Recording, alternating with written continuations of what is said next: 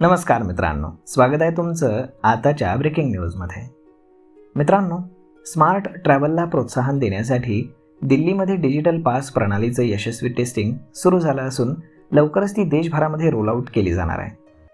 डेटाबेसशी link करून system अवघ्या काही मिनिटात युजर्सची पात्रता तपासेल आणि ई पास जारी करेल. या पेपरलेस तंत्रज्ञानामुळे टोल नाक्यांवरील ट्रॅफिक आणि वेळेची मोठी बचत होणार आहे.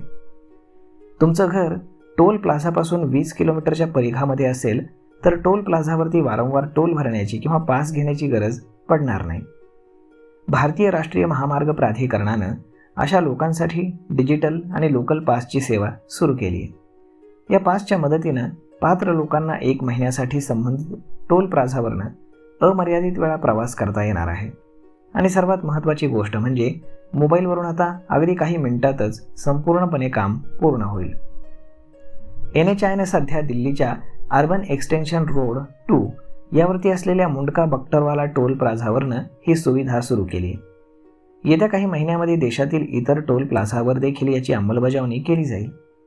मल्टीलेन फ्री फ्लो म्हणजेच टोल सिस्टीम विदाऊट बॅरियर्स यांना प्रोत्साहन देण्यासाठी हे पाऊल उचलण्यात आलं आहे. या यंत्रणेमध्ये वाहनांना टोल भरण्यासाठी थांबावं लागत नाही, त्यामुळे वेळेची बचत होते आणि रहदारी कमी होते. डिजिटल लोकल पास तयार करणं आता पूर्वीपेक्षा अधिक सोपं झालं आहे. यासाठी तुम्हाला केवळ तुमच्या मोबाईलवरती राज्य मार्ग यात्रा हे ॲप ओपन करावं लागणार आहे. ॲपमध्ये वाहनाची माहिती टाकल्यानंतर आपला पत्ता, वाहन क्रमांक आणि त्याच्याशी संबंधित फास्टॅग स्वयंचलितपणे वाहन डेटाबेस तपासला जाईल. जर तपासामध्ये असं दिसून आलं की तुमचं घर हे संबंधित टोल प्लाझापासून 20 किलोमीटरच्या परिघामध्ये आहे तर आपण ॲपद्वारेच स्थानिक पास खरेदी करू शकता. पास खरेदी केल्यानंतर वेगवेगळ्या टोल टॅक्सचा भरणा न करता त्या टोल प्लाझावरनं महिन्याभरामध्ये जितक्या वेळा वाटेल तितक्या वेळा तुम्ही प्रवास करू शकता. यापूर्वी या सुविधेसाठी लोकांना टोल प्लाझावरती जाऊन कागदपत्र सादर करावी लागत होती, परंतु आता संपूर्ण प्रक्रिया ही ऑनलाईन झालेली आहे. NHAIने दिल्लीतील मुंडका बक्करवाला टोल प्लाझावरनं हा डिजिटल लोकल पास सुरू केला आहे. यामध्ये आता ही व्यवस्था स्थानिक डिजिटल पासची सुविधा त्याला जोडण्यात आली.